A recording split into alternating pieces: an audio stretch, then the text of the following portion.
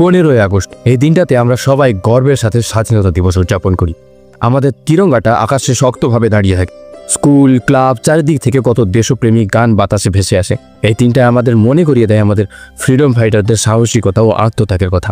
কতজন নিজের বলিদান দিয়েছে শুধু যাতে আমরা স্বাধীনভাবে নিঃশ্বাস নিতে পারি। কিন্তু আজ স্বাধীনতার ৭৭ বছর পরও একটা কঠিন প্রশ্ন তুলতেই হবে, কোথাও আমরা আমাদের স্বাধীনতা হারিয়ে ফেলছি না তো? কারণ স্বাধীনতা মানে শুধু বিদেশি শাসকদের না থাকা নয়। স্বাধীনতা মানে মাথা উঁচু করে বাঁচা, নিজের অধিকারের কথা বলার সাহস, সম্মান নিয়ে বাঁচার অধিকার। কিন্তু যেখানে ন্যায় নেই, যেখানে মানুষ সমান নয়, সেখানে স্বাধীনতা কিভাবে সম্পূর্ণ হয়? ভারত স্বাধীনতা অনেক বছর আগেই পেয়েছে, কিন্তু আজও ভারতের লক্ষ লক্ষ মানুষ সেই স্বাধীনতা ছুঁতে পারেনি। গ্রামে, শহরে, বস্তিতে, গলিতে অনেকেই আছে যাদের কাছে স্বাধীনতা এখনো শুধু একটা বইয়ের শব্দ, বাস্তবে যার কোনো মানে নেই। আজ কত গর্বের সাথে বলা হয় ইন্ডিয়া 4th লার্জেস্ট ইকোনমি, বিশ্বগুরু। কিন্তু সত্যি তো এটাই যে আমাদের দেশের প্রতিদিন প্রায় 20 কোটি মানুষ না খেয়ে থাকে। গ্লোবাল হাঙ্গার ইন্ডেক্স 2023-এ ইন্ডিয়ার র্যাঙ্ক 125-এর মধ্যে 111 নম্বরে রয়েছে, যা নেপাল ও বাংলাদেশের থেকেও খারাপ অবস্থা। ভাবুন, যে শিশুটি শুধু জল খেয়ে ঘুমোয় তার কাছে স্বাধীনতার মানে কি? যে মা তার একটি সন্তানকে খাওয়াবে নাকি স্কুলে পাঠাবে, এই দুটোর মধ্যে যে কোনো একটা বেছে নেওয়ার সিদ্ধান্ত নিতে বাধ্য হয়, তার কাছে কিসের স্বাধীনতা? আর যদি কঠোর পরিশ্রমের পরেও কোনো মা তার সন্তানকে স্কুলে পাঠাতে চায়, তবে কোন স্কুলে? Annual status of education report অনুযায়ী গ্রামীণ ভারতের ক্লাস 5-এর 50% স্টুডেন্ট ক্লাস 2-এর টেক্সট বুক পড়তে পারে না। স্কুলের টয়লেট ও খেলার মাঠ তো দূরের কথা, স্কুলের ছাদও থাকে না। এবং রিসেন্টলি রাজস্থানের একটি স্কুলে ক্লাস চলাকালীন সেই স্কুলের ছাদ ধসে পড়ে যায় এবং 4 জন স্টুডেন্টের মৃত্যু হয়ে যায়। ভাবুন, একটা মা তার সন্তানকে কোন ভরসায় স্কুলে পাঠাবে? ভাবতে পারেন তার কাছে স্বাধীনতার মানে কি, যাকে প্রতিদিন তার স্কুলে যেতে হলে 4 কিলোমিটার পথ পায়ে হেঁটে যেতে হয়। আর গিয়ে কি দেখে? স্কুলে বেঞ্চ নেই, স্কুলে বই নেই, ইলেকট্রিসিটি নেই, এমনকি টিচারও নেই। আর ডিজিটাল অ্যাক্সেস, বাপরে বাপ, সে তো আজও এক লাক্সারি। আর এইসবকে জয় করেও কেউ যদি পড়াশোনা করে, তবুও তার শান্তি নেই, কারণ তারপর তাকে লড়তে হয় বেকারত্বের সাথে। আজ লক্ষ লক্ষ তরুণ যারা ডিগ্রি হাতে স্বপ্ন নিয়ে বেরিয়ে পড়ে চাকরির খোঁজে, কিন্তু চাকরির বাজারে তাদের জন্য কিছুই নেই। আজ যুব বেকারত্বের হার 17% ছাড়িয়ে গেছে। একজন MA পাস তরুণ রিক্সা চালাচ্ছে, খাবার ডেলিভারি করছে, মানে কোনো রকম বেঁচে আছে। তারা দান চায় না, তারা শুধু কাজ চায়, সম্মান চায়, সুযোগ চায়। আর এগুলো তো কোনো লাক্সারি নয়, এগুলো বেসিক। আপনি বলুন, স্বাস্থ্য পরিষেবা কোনো লাক্সারি?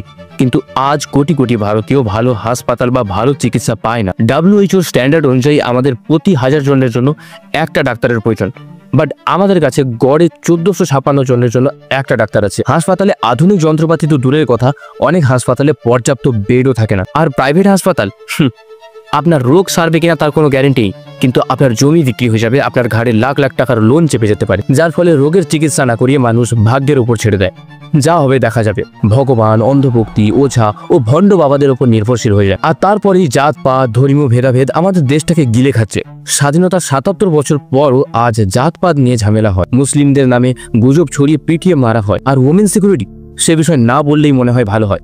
NCRB রিপোর্ট অনুযায়ী আমাদের দেশে প্রতি 16 মিনিট অন্তর একটা রেপ হয়। মানে যতক্ষণে আপনি এই ভিডিওটি দেখে শেষ করবেন, ততক্ষণে ভারতের কোথাও না কোথাও একটা রেপ হয়ে গেছে। একা একটা মেয়ের রাতে বেরোতেও পারে না। তবে বলো, একটা মেয়ের কাছে স্বাধীনতার মানে কি? দূষণ এতটাই বেড়ে গেছে যে আমরা শান্তিতে নিঃশ্বাসও নিতে পারি না। বাতাসের AQI লেভেল 300 থেকে 400 পেরিয়ে যায়। নদীতে প্লাস্টিক আর কেমিক্যাল ভরে যায়। আর এদিকে মিডিয়া কি করছে? এই সত্যিগুলোকে বলার বদলে চিৎকার করছে, বিরোধী দলকে দোষারোপ করছে, প্রশ্ন এড়িয়ে যাচ্ছে। প্রেস ফ্রিডম ইন্ডেক্স র্যাঙ্ক, যা দেখায় কোনো দেশের মিডিয়া কতটা স্বাধীন বা সততার সাথে খবর পরিবেশন করে, সেই র্যাঙ্কে ভারতের মিডিয়ার স্থান 180-র মধ্যে 161 নম্বরে রয়েছে। ভাবুন, যে মিডিয়াকে ডেমোক্রেসির 4th পিলার বলা হয়, সেই মিডিয়া আজ একটা সার্কাস হয়ে দাঁড়িয়েছে। আজ যারা ফ্যাক্ট চেক করছে, সত্যিটাকে মানুষের সামনে নিয়ে আসার চেষ্টা করছে, সরকারকে প্রশ্ন করছে, তাদের ধরে ধরে জেলে ভরে দেওয়া হচ্ছে, তাদের দেশদ্রোহী বলে ঘোষিত করা হচ্ছে। এটাই কি গণতন্ত্র, যেখানে ফ্রিডম অফ স্পিচ শুধুমাত্র একটা শব্দ মাত্র? দেখুন, আমি অস্বীকার করছি না ভারতের উন্নতির। আজ ভারত মহাকাশ গবেষণায় উন্নতি করেছে, টেকনোলজিতে উন্নতি করেছে, অর্থনীতিতে উন্নতি করেছে, তবে তুলনামূলকভাবে আমরা এখনো অনেক পিছিয়ে আছি। আর আমার মতে তো পুরো ভারতের উন্নতি হয়নি, কারণ ভারতের কয়েকটা শহরের কিছু অংশ উন্নতি হয়েছে। যেমন ভারতের সবচেয়ে উন্নত শহর মুম্বাইয়ের একদিকে এত বড় বড় বিল্ডিং, আর একদিকে শুধু ইন্ডিয়ার নয়, পুরো পৃথিবীর সবথেকে বড় স্লাম এরিয়া। যদি দেশের অর্ধেক মানুষ না খেয়ে থাকে, অনিরাপত্তায় থাকে, ভয় থাকে, তবে সেটা কিসের উন্নতি? আসল স্বাধীনতা তখনই যখন দেশের প্রতিটা মানুষ, সে যেই ধর্ম, জাত বা লিঙ্গের হোক না কেন, সম্মানের সাথে বাঁচতে পারে, পড়াশোনা করতে পারে, কাজ করতে পারে, নিরাপদে থাকতে পারে। স্বাধীনতা মানে একজন কৃষকের ফসলের ন্যায্য দাম পাওয়া, একজন ছাত্রের সহজে শিক্ষা পাওয়ার সুযোগ, একজন মেয়ের নিরাপদে হাঁটার অধিকার। তাই এই স্বাধীনতা দিবস শুধু সেলিব্রেশন নয়, আমাদের লড়তে হবে। কারণ ব্রিটিশদের থেকে তো ভারত 1947 সালে স্বাধীন হয়েছে, কিন্তু দুর্নীতি থেকে, ভেদাভেদ থেকে, দরিদ্রতা থেকে আমরা আজও স্বাধীনতা পাইনি। তাই আমাদের এর বিরুদ্ধে লড়তে হবে, যেমন আমাদের ফ্রিডম ফাইটাররা লড়েছিল ব্রিটিশদের বিরুদ্ধে। তাই এই স্বাধীনতা দিবস আমি আপনাদের কয়েকটি চ্যালেঞ্জ দিচ্ছি। Number 1, stop sharing fake news.